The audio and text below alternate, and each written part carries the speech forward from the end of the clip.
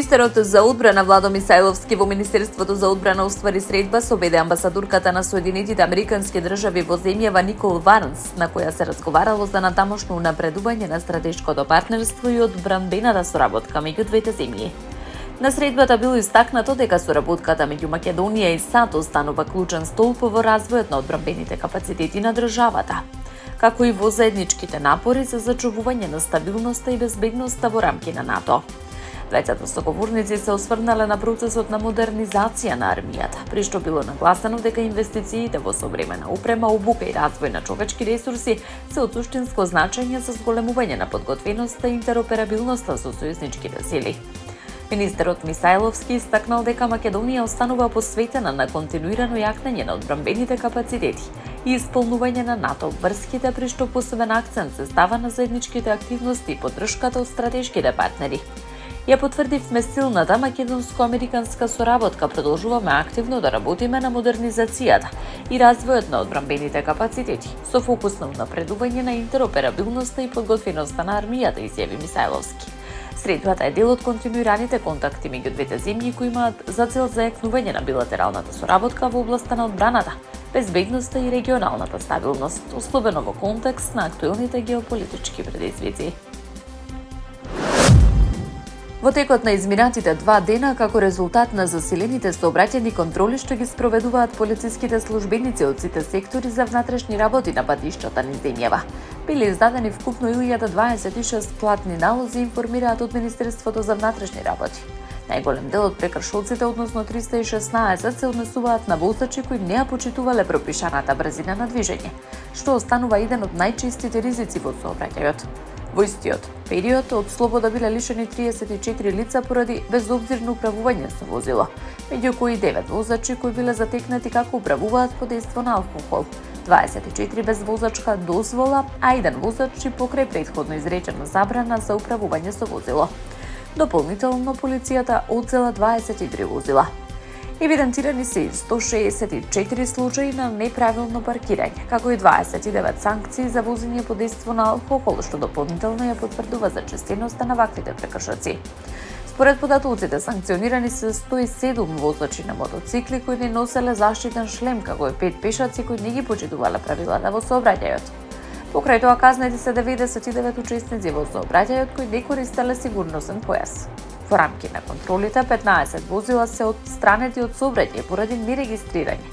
Од МВР апелираат дека сообраќајните контроли ќе продолжат и во наредниот период, при што ги повикуваат сите учесници во сообраќајот да ги почитуваат правилата и прописите со цел зголемување на безбедноста на патиштата.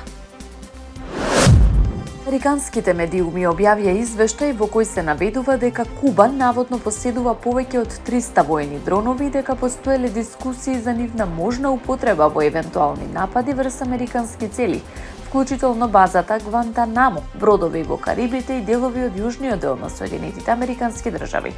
Според истиот извештај, американски разузнавачки извори проценуваат дека Куба започнала набавка на дронови за напад од Иран и Русија уште од 2023 година. Се тврди дека ирански војни советници неодамна престојувале во Хавана.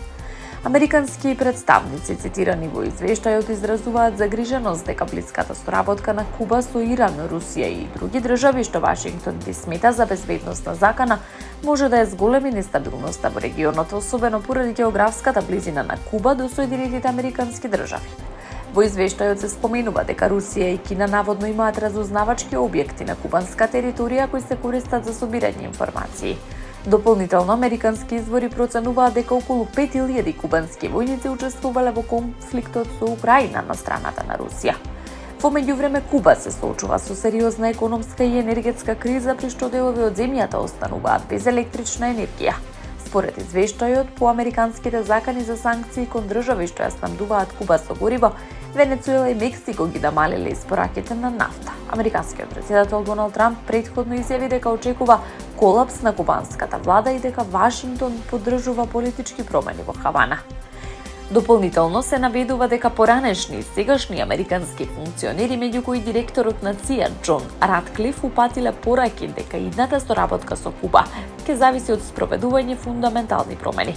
И покрај овие тврдења, американските представници признаваат дека Куба нема воена моќ како во минатото, но предупредуваат дека незината географска позиција и меѓународните врски остануваат фактор за зголемена безбедносна чувствителност за САД.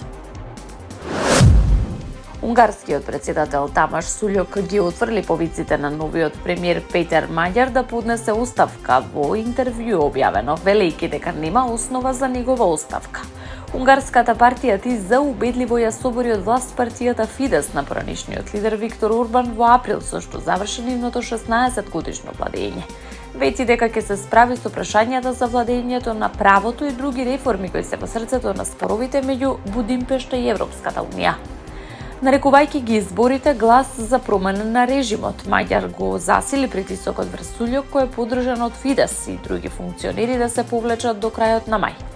Во моментов нема законска причина или уставна основа што би можела да ја оправда мојата оставка, изјави Сулјок. Маѓар повика на оставка од Сулјок и другите марионети, како што ги нарече, назначени од Орбан, чии политики ја доведуваат владата во редовен конфликт со извршната власт на Европската унија. Во интервју за Индекс, Сулјок нагласи дека председателот мора да биде израз на единството на нацијата и ги отфрли тврдењата дека изборите биле промена на режимот, а не само промена на власта. Маѓар објави дека доколку Сулјок не поднесе оставка, ќе го искористи парламентарното мнозинство на својата партија за да го измени уставот и другите закони, за да го принуди да се повлече од функцијата.